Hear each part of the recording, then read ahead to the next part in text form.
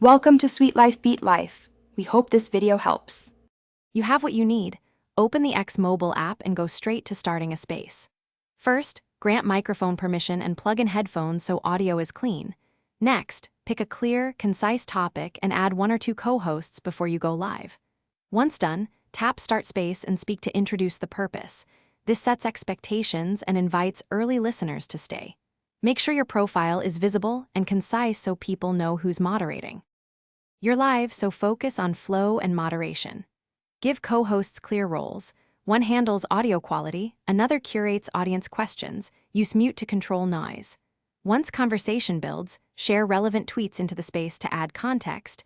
Enable live captions for accessibility so more people can follow. If you need to bring listeners up, approve requests deliberately and manage speaking time to keep the talk balanced.